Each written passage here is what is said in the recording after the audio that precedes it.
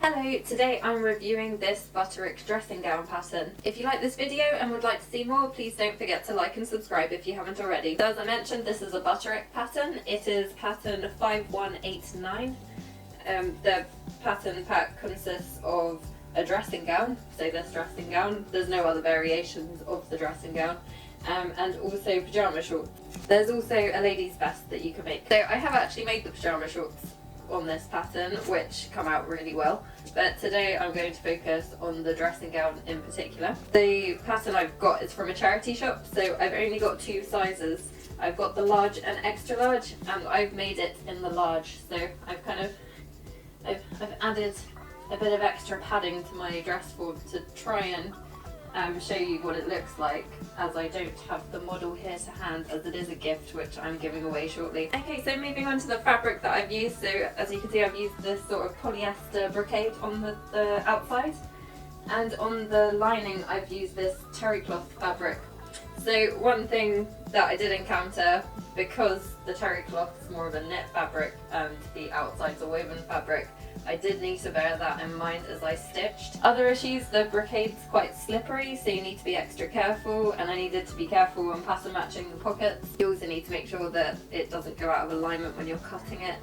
So I spent quite a lot of time just laying out the fabric before I cut the pieces out. I didn't need to worry as much with the terry cloth because there was no pattern. However, the terry cloth goes absolutely everywhere. I'm still finding bits of red fluff in all sorts of places, so yes, there's a big clean-up mission after you use this terry cloth. It's worth noticing I got both of these at Fabricland. I actually got it at the Salisbury store, which is now closed, but they do have other branches and an online shop. In terms of difficulty, I'd say this is for a confident beginner. Depending on the fabric you use can make it easier or harder for you. I think that I've chosen quite challenging fabrics personally, but you know, some people might love these particular fabrics. As I mentioned, the brocade's really slippery and you've got to be careful with it. It's also not that forgiving and you need to be careful you don't snag it. With the terry cloth, again, because it's stretchy, you've got the challenge of making sure that doesn't stretch out of shape, and also that the materials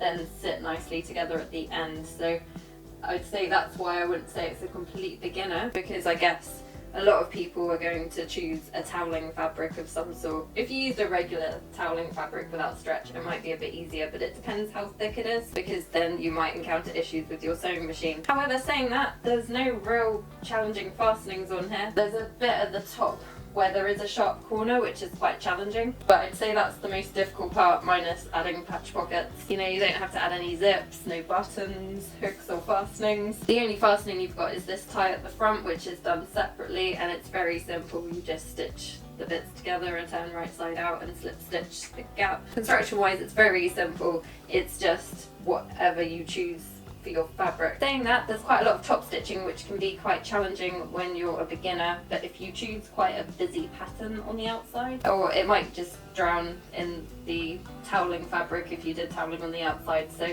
it's not necessarily too much of a problem. In terms of clarity, I found the instructions to be really clear. It is a nice pattern to follow. The only bit I found confusing and I didn't really get was how to do the hem, so I just did my own thing, to be honest. What I did was I trimmed the hem so that it was level, then I pressed up the hem allowance, pinned it in place, slip stitched it all together, and then top stitched the bottom.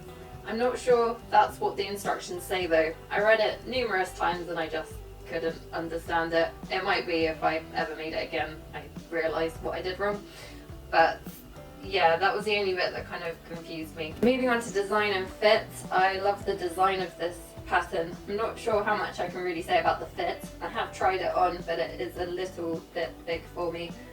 So I guess I'll only be able to tell when the recipient tries it on, and hopefully it will fit them, although saying that I am a bit concerned it might be a little bit big for them as well. I really like this design, and the reason I chose it out of the other dressing gown patterns that I have in my stash is because I like the fact that it does have a separate lining and exterior. This collar in particular is really nice, so you get to show off that reverse side. It's got a lovely roomy pocket, and you've got these lovely big cuffs, which again are turned up, so you get to show off that terry cloth again. The only thing I would say is it doesn't have any tabs for attaching the tie.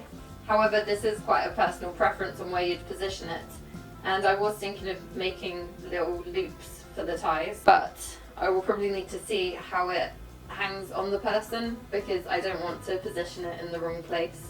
But it would be good to have something there, otherwise they're going to have to put this in the pocket of the dressing gown or put it to one side every time they wear it. Whereas if you had some belt loops at the sides, it would just keep it in place when you do take it off. For time taken, I did this gradually over a few weeks, so it's again a bit tricky to work out. I spent quite a bit of time cutting it out because of the challenging fabrics, and that was probably the most time consuming part. But construction wise, I probably spent about 3 days on it. You could definitely whip this up in a few days and possibly quicker with an easier fabric. So overall, it's a big thumbs up from me. I really enjoyed making it, and if I could find this pattern in my own size, I'd definitely give it a go. It's really nice. I just like the overall design of it.